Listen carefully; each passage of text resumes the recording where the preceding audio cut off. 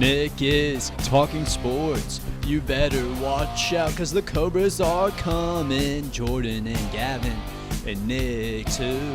We're all on Arvin's Arena for you. Arvin's Arena. Arvin's Arena. Hi everyone, and welcome into the Arvin's Arena podcast on the Cobra Network. I'm your host, Nick Arvin. I'm here with Gavin Rodgers today. Jordan Canas wasn't able to make it out today, but we are here with Gavin. Gavin, how are you doing today? I'm doing good. Awesome, man. We're so excited to be here today. First episode of Arvin's Arena. We're talking everything Kirkwood sports. We're going to be talking today about Kamari Blair and Kirkwood's college recruiting trail, the 9-3-1 pipeline. We'll be talking about Chad Watson getting his guys ready for that college recruiting and his social media training. We'll be talking about the Kirkwood Cobras going into district play and recapping a big game at Rodgers High School. And of course, we will be talking about the game tonight at West Creek. This will probably be out after the filming of West Creek, but we'll be previewing that one in today's episode. So, Gavin, why don't we start right off? How do you feel about all the Kamari Blair talk lately throughout the school, throughout social media, all the college coaches making it out to Kirkwood? See, he's getting – I love that he's getting the college attention that he needs. He's a big guy, and I know he'll do just fine wherever he goes. I know he'll pick up plenty more offers and plenty more opportunities this next season and over the summer. But it's real good for him that he's getting all this opportunity. It also brings some awareness to all the other players around here at Kirkwood, which I think it'll be very good for everybody here and getting everybody a chance to play at the next level. Absolutely. So that's something that has been talked a lot about is with all the attention from college coaches at Kirkwood, maybe other guys get noticed, maybe a Moses Bird, who is a big defensive end looking for a college, and Perry Cross-Sneed, a safety, who actually just signed on to a school in Georgia, I believe. Is that right? That's correct. So guys like that. But also with Kirkwood, they've got some big-time recruits coming up. Josiah Claybrooks, a junior running back, Miles Redding, sophomore quarterback. Do you think that those guys are going to get a lot of notice by those big-time colleges when they come to scout out other guys like Kamari Blair? Absolutely. With Miles coming off his tremendous season with Mr. Tennessee runner-up, I think he'll get plenty of looks and interests very, very soon, and I'm sure he'll pick up his first offer within the next year or so, at least. Yeah, so that's something that we talked a lot about beforehand. Just the historic football season for Kirkwood, second year of the school, and you make it to the playoffs, host a home playoff game, and Miles Redding has been very important to the success of that team. Obviously, the school starts, Lee Bugs. You just kind of got to find your quarterback. Not much time to really train your guys, develop them. You can't make your own guys when you're in a new school. But Coach Watson did a good job of bringing Todd County transfer in Miles Redding, and he had a great season. Like you said, all Clarksville, all state. He was runner-up for Mr. Tennessee football. How much do you think that Miles Redding played into the success of the Kirkwood football season? Well, I think he played a very, very big part in the success. Of course, being a young quarterback starting here for us, he's had a lot on him, even though he started at, Todd County? Yeah, I know Todd he started County. there, but coming in, sophomore, big year, he did everything that he needed to. He led the team how he needed, took initiative, and led however he needed to, and ended up real good for us. Yeah, so big season. You were actually on the football team this year. You got a fumble recovery that first game of the year playing at Sycamore. How did that one feel? I mean, that was my first and probably one of my only football stats that I had over the season. It was just fun. It was great to be around everybody, and just the energy of the whole team was immaculate, and I loved it all. Yeah, so from an insider, I don't know, had you ever played football before Kirkwood? Not at Kirkwood, but I played when I was real little. Oh, yeah, so like Pee-wee, pretty much. So just being an outsider going to Kirkwood, what do you think about Coach Watson and his program? I mean, I love Coach Watson. I love the way that his program is being built. I love the way that he controls it all and gets us to where we need to be, getting college coaches out for us, and getting the eyes out that we all need to get whoever he needs to the next level.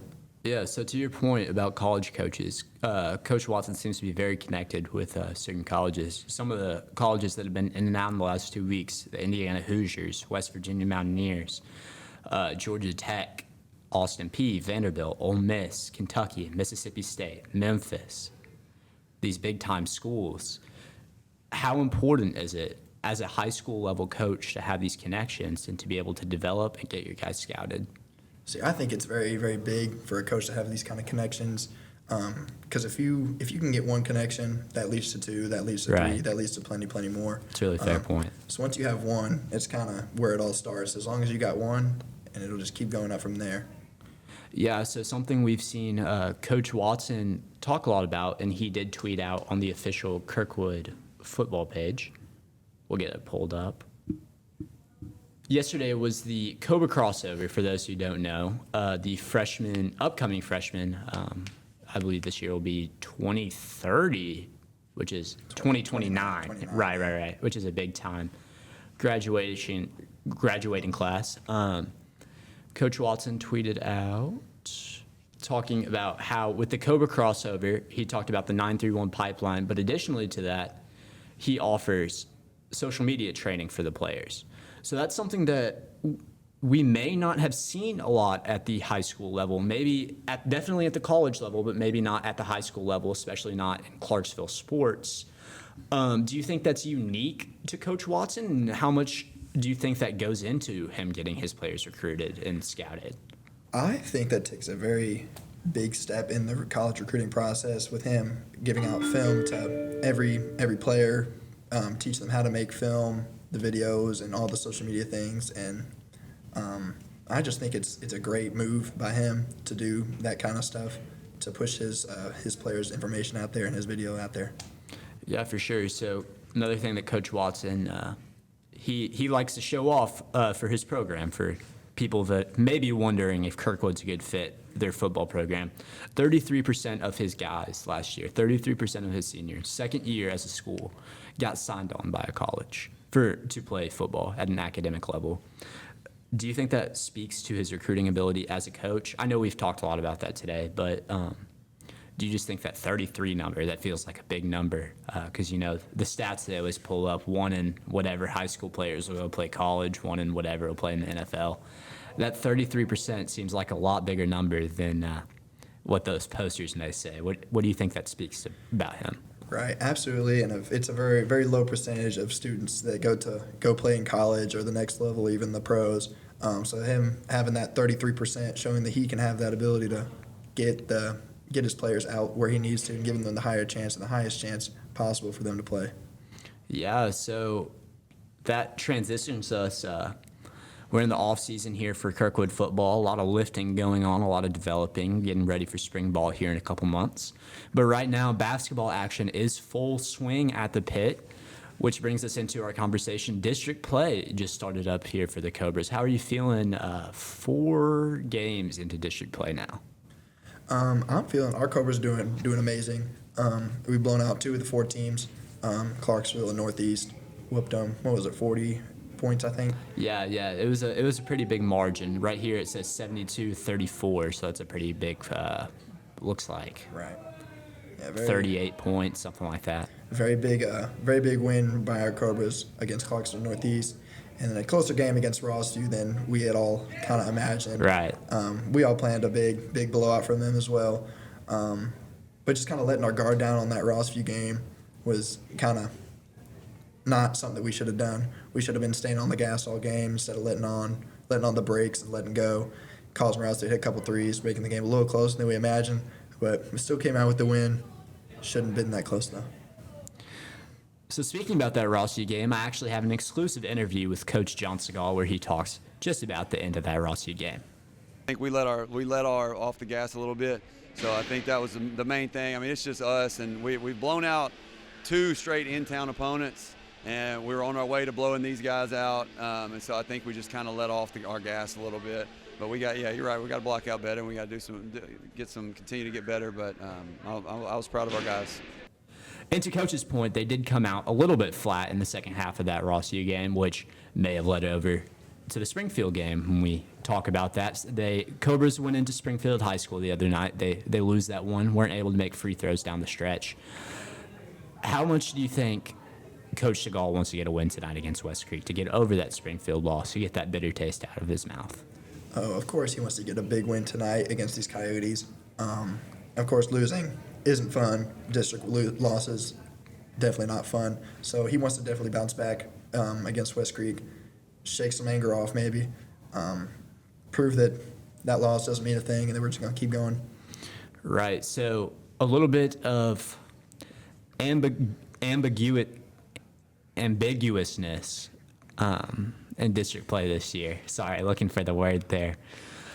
Ross U traditionally has been the powerhouse in district play, District 12, but with unfortunately the passing of one of the Ward brothers, Cam Ward passed away, and the leaving of Messiah Ward, Cam's brother, from the basketball program, additionally to a couple graduations, Landon Hankenmeyer, Edwards. They lost a lot of guys, so maybe they're not the powerhouse that they have been in the past. Going forward, it looks like it's anyone's district. Do you think that Kirkwood will be able to capitalize on that this year? Absolutely. I think we have the dudes to make it work. We have the dudes to play as a team together and fight and win the games that are needed to be won. The word was ambiguity, by the way. I was looking for there, but that's a perfect point. And so we saw Ross U, our rivals, go down to Murfreesboro last year. You know, our senior year in high school. That may be a fun experience that we hope Absolutely can be brought to us. That brings us in to West Creek. West Creek tonight. Should be a big ball game. Good West Creek team this year, coming off a revamped roster. West Creek comes into this one tonight. They're 10-6 on the year. They come into the pit against a hungry Kirkwood team. That's something that I've talked about a little bit on my Twitter page. Kirkwood's very hungry, and we just talked about it, to get a win after the Springfield loss last week. Do you think that they'll be able to turn that into a win tonight against West Creek? I think they should. I know they're going to be hungry for a win, like you said. They're going to want to get some get back after the loss against Springfield. So they're going to show out tonight. They're going to play their butts off. They're going to do everything they need to get the win against the Coyotes.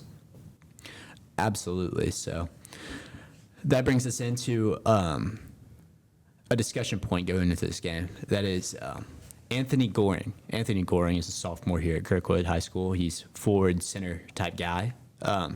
Several college offers already sophomore year. He comes from West Creek, so maybe a little bit of animosity on that one tonight, and he talks about it here in our exclusive interview.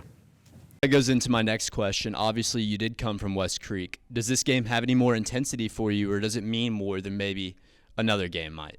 Yeah, it really does, because them my boys, I used to hang out with them before I came over here every day. So it's like it's going to be a good rivalry.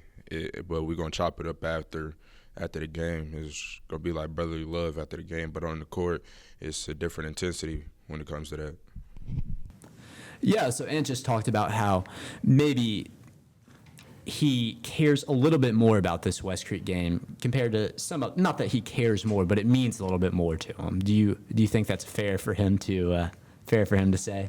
Absolutely. I think whenever you leave a school, you transfer to a new one, that old school is always going to have a little rivalry in your heart. You know, right. Me playing baseball, coming from Northeast, playing that Northeast game. It means something to you. It means something big, and I got to prove something there. He might not have something to prove, but, you know, he might still have something to prove, show out in front of those coaches, so show that he's better here at Kirkwood. Yeah, and that's something that I also agree with, not playing basketball or football at Ross U, but coming from that school, there's always a little bit of animosity when Ross U comes down to the pit. So I can see why Ant would feel that way about West Creek. But Coach Segal talks all about his guard play this year. So Armani Smith, we've seen headlines about him. He drops 37 points in a ball game. But not just Armani Smith. He's also got great players. He's got Montavious Clarity, who's been big for him at a kind of combo guard position, but coming off the bench, someone who may not get the recognition of those two starters, Bryce Garnett. What do you think about Bryce's play this year, and how do you think that he's been able to be as unselfish as he is coming off the bench in maybe a six-man role? I mean, I think he's doing a great job coming off the bench there. He's always dropping dimes. He's getting lockdown defense down. He's scoring when he needs to. He's not a selfish player. He's always looking for someone else to get some points, get his assists up. And I just think it's a great move by him to come off the bench and prove that he can do that. And right here is an exclusive interview with Bryce Garnett talking about his role for the 25 Kirkwood Cobra unit. So Coach John Segal, after Ross, you talked to us, told us about just you, Armani, Tay, how talented that backcourt is. How does it feel to just be able to play with that group of guards, and how great does it feel that you're going to be able to play with them for 3 more years? It feels real good because I grew up with those guys, so being able to just be on the court with them and just play with them and play good basketball with them is good. It's a good feeling. So we've seen sometimes this year you come off the bench. Obviously, you're a very talented guard, but Coach Segal trusts you in that role. How much patience goes into that, and how do you get over coming off the bench? How are you unselfish? It's just we got a lot of good guys on our team, so whenever I'm put on the bench, I know I'm gonna be in a lot, so I'm never really hurt by it or affected by it. You just gotta keep playing because even though you're on your bench, if you're a good player, you're gonna be in when it matters. So with Bryce's unselfishness comes a lot of depth, right? So how important do you think that depth is going to play in not just district play, but going into the postseason? I think definitely having the 6th man, even the 7th man with Tay on the bench, I think we have plenty of depth to have our guards take a little break if they need, get some water. I think it's great that we don't have to worry about a decline from our 1s and our 2s going onto the bench. And I think we have the guys on the bench to secure that for us. Absolutely. So going into West Creek tonight, I think that depth will be very pivotal against what's going to be inevitably a good West Creek unit. So that game will be 7:30 tonight. Do you want to go ahead and put some score predictions in before we head out on our first episode of Arvin's Arena? Score predictions. I'll let you go first. We'll throw a little score prediction in. I'm saying I think it'll be a decent, good little game tonight. So I'm saying that it'll probably be, let's say 56-47 Kirkwood. Yeah, so I think Kirkwood coming off the Springfield loss, obviously a hungry unit. I think they'll get it done at home. I've got it 65-43 Cobras. That's all for us today on the Arvin's Arena podcast. I'm Nick Arvin signing out. And from Gavin Rodgers, Signing out. see you guys.